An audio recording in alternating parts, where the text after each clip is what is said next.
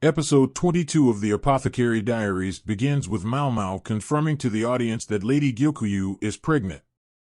Then, Gyukuyu's daughter approaches Mao Mao and Mao Mao draws her a picture of a woolly milkcap, a poisonous mushroom. One of Gyukuyu's workers hits Mao Mao and tells her to draw Gyukuyu's daughter a normal flower. Meanwhile, Lakan visits Jincher and Gaoshan in Jincher's office. Lakan brings up his fascination with blue roses. Although Jincher feels such a flower doesn't exist, he tells Lakan that he'd like to see these flowers around the palace. Lakan leaves gratified. Once he does, Jincher asks Gaoshan to attain intel about the blue roses from the palace's florists. Later, Gaoshan informs Jincher that the blue roses aren't in season. This entices Jincher to ask Mao Mao if she can attain the blue roses by next month's garden party. Mao Mao tells Jincher this is an impossible task and Jincher understands Mao Mao's concerns. Mao Mao notices something strange about the aura Jincher is omitting from his responses. Mao Mao asks Jincher if Lakan is involved in this, and Jincher says he is. Mao Mao says she'll take the task. Internally, Mao Mao hopes she can hurt Lakan. Mao Mao submits some requests to Jincher and departs to Lady Lihua's place. She asks Lihua if she can use her steam room and Lihua accepts her request. Mao Mao presents Lihua with a gift and Lihua leaves Mao Mao be. Mao Mao meets with Jincher and Gaoshan in the steam room.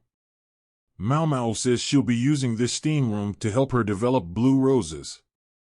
After Mao Mao shares her plan with Jincher, Gaoshan presents her with a rose. However, Mao Mao's leg injury causes her minor pain, alarming Jincher and Gaoshan. Suddenly, Xiaolan arrives and says she'd like to help. Then, we receive a brief montage of several people carrying potted roses. Mao Mao claims they've inserted over 100 roses inside the steam room. Mao Mao explains how they're separating the roses from each other and delves into detail about the roses' development process. While monitoring the roses' growth with Xiaolan outside, Gaoshan arrives and presents the girls with food. After eating, Mao Mao, Xiaolan, and several palace workers visit the steam room. Mao Mao asks Xiaolan and the palace workers to handle the rose seedlings with many sprouts on them. The palace workers examine the roses and notice a bug roaming on one of them. Xiaolan grabs the bug and tosses it out of the steam room. We receive a few more scenes of Mao Mao putting in a massive effort to help the blue roses grow. While she and Xiaolan are monitoring the blue roses outside, Xiaolan notices Mao Mao's tiredness and suggests she get some quality sleep. Mao Mao tells Xiaolan that she can't leave the roses and must monitor them. Afterward, Xiaolan and Mao Mao sit on a bench. Xiaolan loves the manicure she received and Mao Mao informs her that manicures are a common practice in the pleasure district. Several female workers notice Mao Mao's manicure and compliment her. Hong Yang finds this ordeal uninteresting and Mao Mao feels that's in line with her being. Mao Mao informs Gyukuyu that she finished her poison testing activity and will be returning to the Crystal Pavilion to continue her Blue Roses activities. Hong Yang tells Mao Mao Gyukuyu won't be attending the upcoming garden party. Instead, this will be dedicated to Lady Luolan. Mao Mao believes Gyukuyu isn't attending because she wants to keep her pregnancy a secret. She visits the steam room later and Xiaolan informs her that one of the blue roses has a bud. Mao Mao falls asleep, happy that she'll possibly complete her task before the next garden party. Mao Mao meets with Jincher and Gaoshan at the garden party. Luolan and her party arrive in front of the emperor. Then, Jincher graces the emperor's presence, presenting him with multiple roses, including the blue ones. The other officials scoff at Jincher, and Jincher can tell the other men aren't fond of the attention he's receiving from the emperor. Although Jincher's concerned about Luolan's father Shisho, he feels Lakan's the one he should keep an eye on. Elsewhere, Xinghua comforts Mao Mao, telling her not to go to the Crystal Pavilion anymore. Jincher approaches the two and Mao Mao confirms she couldn't get the blue roses to fully bloom in time. We learn all the blue roses aren't blue because Mao Mao dyed them from the inside. Mao Mao explains how she and Xiaolin pulled this off.